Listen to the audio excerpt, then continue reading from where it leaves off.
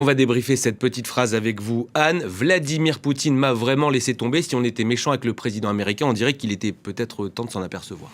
En effet, c'est pas la première fois que le président américain se dit déçu par Vladimir Poutine, mais c'est vrai que cette fois, les mots ont été plus forts. C'est ma plus grosse déception, a-t-il souligné, mais cette guerre n'affecte pas les États-Unis, a déclaré Donald Trump, qui s'est également vanté d'avoir résolu de nombreux conflits sur la planète.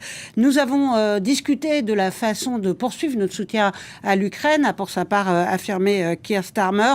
Nous devons exercer plus de pression sur Vladimir Poutine, a souligné le Premier ministre britannique.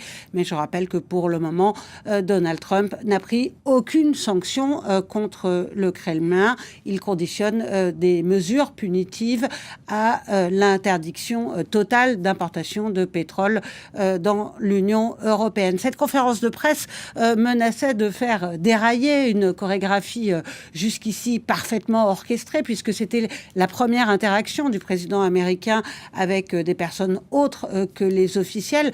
Le sujet majeur de désaccord entre Keir Starmer et Donald Trump, c'est le conflit israélo-palestinien, alors que le Premier ministre britannique s'apprête à reconnaître lundi prochain devant l'Assemblée générale de l'ONU à reconnaître l'existence de l'État palestinien.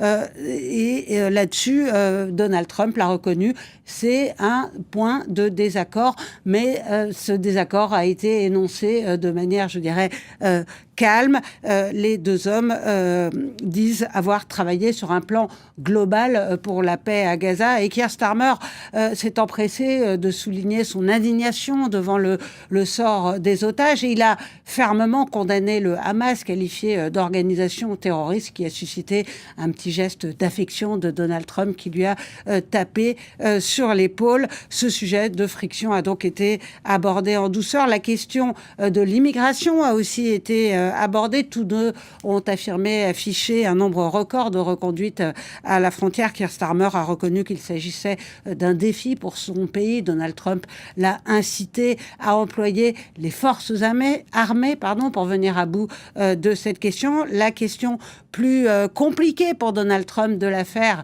Epstein, du nom de ce milliardaire criminel sexuel qui s'est suicidé en prison, a été abordée en toute fin de conférence de presse. Vous le savez, Donald Trump a entretenu des liens avec ce criminel sexuel, et la semaine dernière, l'ambassadeur britannique aux États-Unis a été limogé pour les liens qu'il entretenait lui aussi avec Jeffrey Epstein.